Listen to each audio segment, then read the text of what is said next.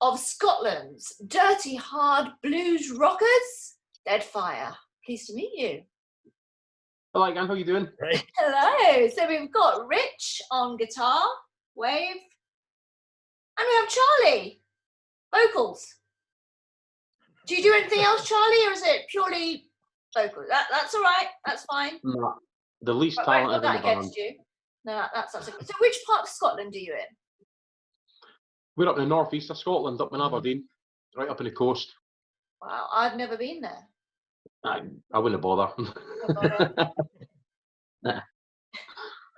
No, there's not much to do up here. Like, No. I've been to Ayr and Loch Ness, and I didn't find any monsters. So no, same. yeah. Anyway, we'll move on from that. So you were formed originally in 2012. So this will be your 10-year anniversary. So It's actually 10 years today. Believe it or not, I woke up and it was on my Facebook memories as 10 years today. I'm honoured to be speaking to you on your 10th anniversary. That's wonderful. So talk us through what's happened with your band since then. I know you've released albums, you've had lineup changes. So to cut a long story short, tell us what happened. Yeah. Basically, what happened is we started as a covers band. Used to play the pubs and clubs and up in northeast. And then just one band practice, the guitarist had a riff and we played about with it, and it eventually became a song. And we thought, well, let's form an originals band, and that's what we started with exactly 10 years ago today. Yeah, a few lineup changes as bands do over the years. It's 10 years is a long time with a 3-year hiatus in the middle. But yeah, back 3 years ago, just before the pandemic, maybe 6 months before the pandemic. But this is us actually getting back again now, ready to gig and release music again.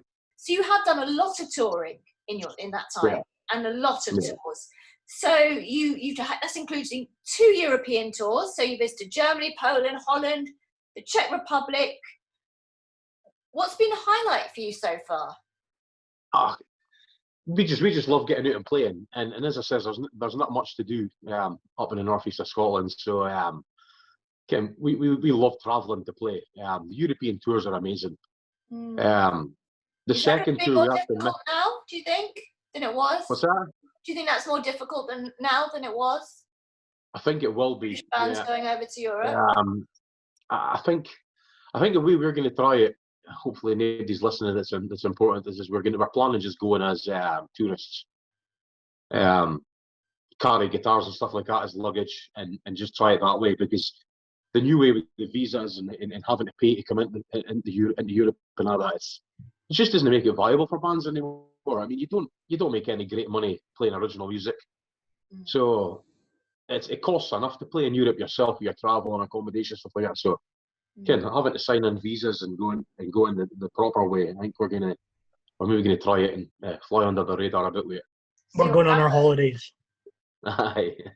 We've actually got a wee European jaunt organised for this August. Oh, okay, go on then, tell us about it. We're playing a music festival in Germany. It's called Hutzenmugen. I'm probably pronouncing it wrong, but that's how it's spelled anyway. We played it just before lockdown 2 years ago, and it's my greatest experience I've ever had in the band. We turned up at this festival, we treated like absolute kings. Oh, lovely. Just an amazing experience. So we're back there, and then we've got 2 shows booked in the Czech Republic as well. One in Prague and one in Brno. So that's what we got planned for August. See what pans out, I suppose. But hopefully it'll come off all right.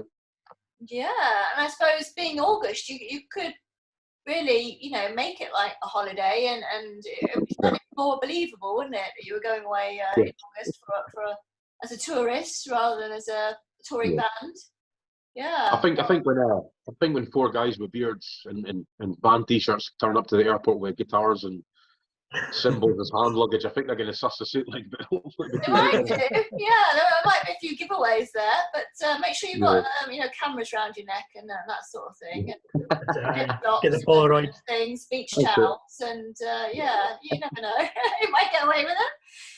Right. So you've got a new single, Anxiety Society. Now this is out on the 11th of February. And it's described as an anthem for anybody who feels like they just don't fit in. I bet there's a lot of people that will be able to relate to this. So tell us where the song came from. How did it come about? Yeah, it's just something that's very close to me. I might suffer from anxiety. Something's quite bad. But I don't think anyone would know. And I think a lot of people try to hide it or think it's kind of taboo. But I think in society, especially nowadays, it's something that a lot of people suffer from in totally different ways. There's so many different ways you can experience anxiety. So I think the song's just a nod to people, just to let them know that just be you. It's the best you can. It's the best you can do. Trying to be somebody else, you're only going to slip up, and it's never going to be good for you. So the whole song's just about us uniting and just accepting each other for who we are. Everybody's got the right to be what they want to be. So that's kind of the message behind the song. And did anything specific inspire you to write about that at this time? Did something happen? Yeah, see, I write piles and piles of lyrics and keep them in notes on my phone or notes on bits of paper. They never really seem to come to anything.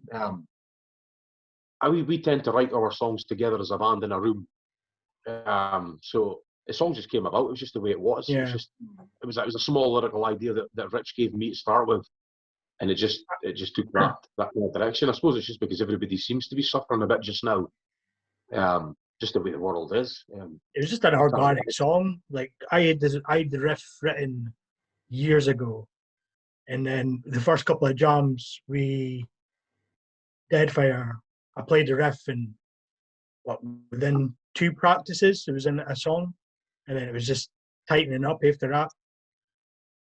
Okay. Would you like to sing us a couple of lines from the song? Your favourite line, maybe? Oh, that's my favourite line.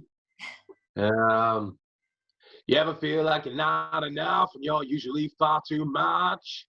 Either you're far too loud or you fade into the crowd, which is basically me. I feel like I'm not enough, but everybody would describe me as being fucking far too much. So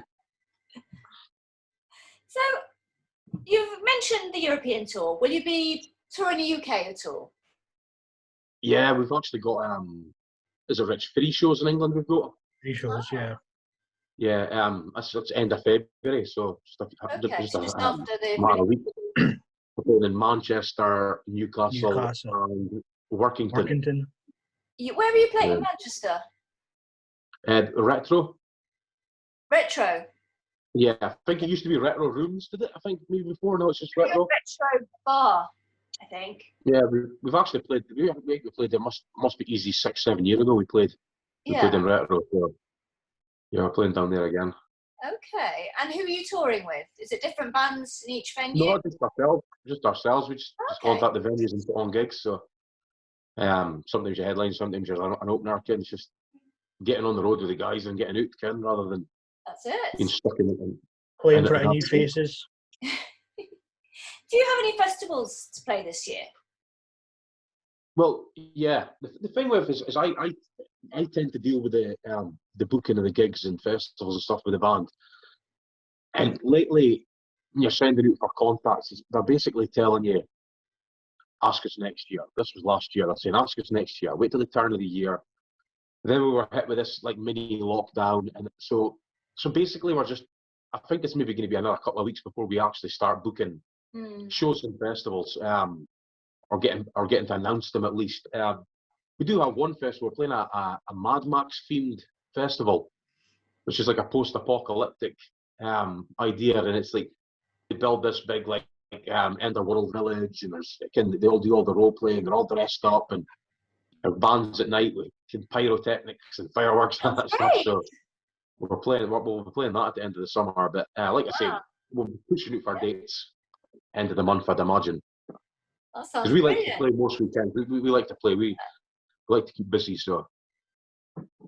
Well, yeah. So if anybody's got a gig for us, give us a shout. Best way to be, isn't it? Yeah, definitely. So what's next for you? Do you have any more singles to be released this year, or an album, EP? What have you got in the pipeline? We're releasing singles throughout the whole year. We've got another 2 pretty much ready to go. We've got to release them 8 weeks apart for each other.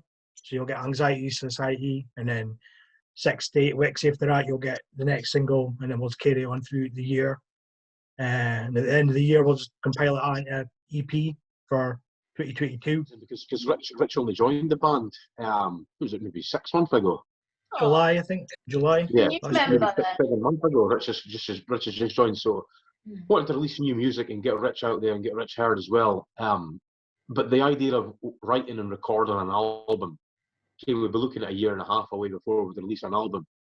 Even a 2-3 track EP would be middle of the year. So we just came up with the idea that we'll release an album, but instead of doing it in a oneer, it would be a single every like Rich said, 6 to 8 weeks, and then compile them on a physical copy at the end of the year. Would that be an extended EP or an album?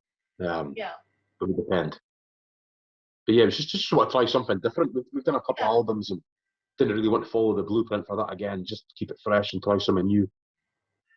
Gives us a chance to give every track a good push as well, rather than release an album and then 6 or 7 songs get lost in the mix. Every song's got to get the time of day and pushed as much as we're pushing this in.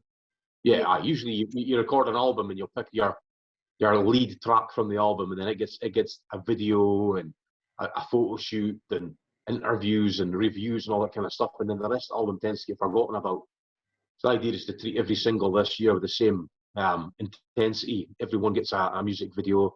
Everyone gets we push out for reviews and radio play and all that kind of stuff. So you've toured with some big names, including Phil Campbell and the Bastard Sons, Hawkwind, Sham 69, Sister Sin. Who would you like to be as big as?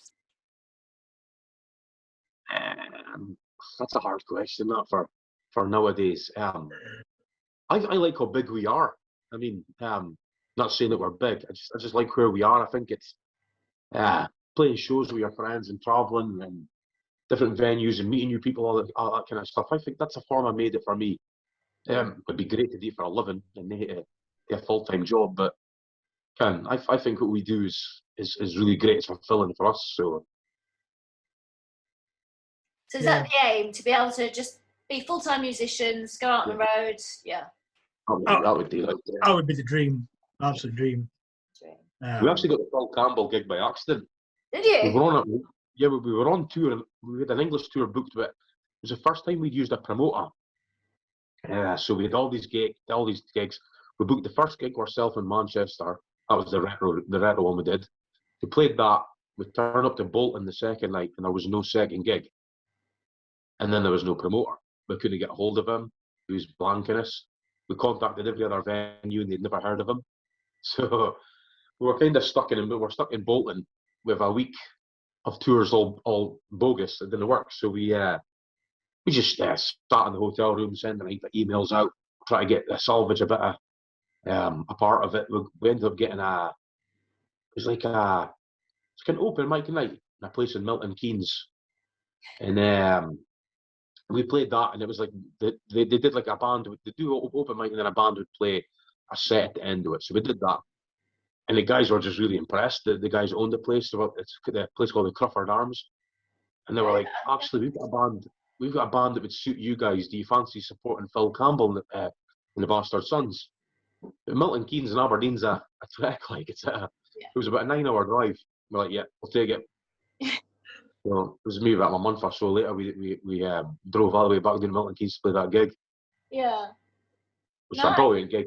Did it go well? Good gig? Oh, he watched it. We started the set and we got halfway through the first song, and I thought, nah, Phil Campbell's not going to watch us. He's sitting in the changing room or whatever again. But no, he came out second song. He heckled us. He watched the entire second. Yeah, he bought a T-shirt. I was heckling our bass player because our bass player at the time, he stepped on his tuning pedal and his battery was dead. So they need to scramble on stage to try and find a new battery and all that kind of stuff. And Phil Campbell started shouting at us. It was quite cool. Like, yeah. He bought a T-shirt and a CD face at the end as well. So good for him. It was decent. Glad to hear that. Yeah. Well, Wow. Before I leave you, do you have any New Year's resolutions, either personal ones or as a band? Yeah, stop drinking. Stop. Just my only- I can tell that's going well. for me, Yeah, Rich, what about Rich, Rich is your New Year's resolution for me, like, because since Rich has entered the band, he's just brought a new push to the band, a new intensity. So I think our New Year's resolution is going to be push. It's going to be play as much as we can and be heard Get by as Rich much out people there as in we can. front of the audience. Yeah. Just do as much as we can, whether we're in lockdown, because these guys, they released an EP just before lockdown. What year? 2019. The first lockdown. I'm at the top of my years now, but they released an EP and they never really did anything with it because they released it and then it was locked. Yeah, 'cause you couldn't do anything with it, could you? You couldn't tour and. We released it on the 28th of February, and I think the country went into lockdown a week later. Yeah, So that was everything. So that's about right. when I came on board, one of the first things Charlie asked me was, "You're pretty good with the social media stuff, are you?" So I was like, "Aye." He's like, "Cool, that's it sorted." So, aye, whether we're in lockdown, whether we're nay, just try and push us as much as we can. Yeah. Get in front of as much people as we can. That's the biggest thing. Just try and make us the biggest year DeadFire's had, I suppose. Yeah. Well, I wish you all the best with your new single. I'm looking forward to hearing it. I can't say I've heard it on the radio yet, but you never know. I might well do. But anyway, all the best with your tour as well and the gigs you've got coming up. And look forward to getting Rich out there in front of people. Taking the band to new places. And yeah, with your resolution, yeah. You keep working on that. Lovely chatting to you guys. All the best. Send my love to Scotland. Cheers, thank you. Bye.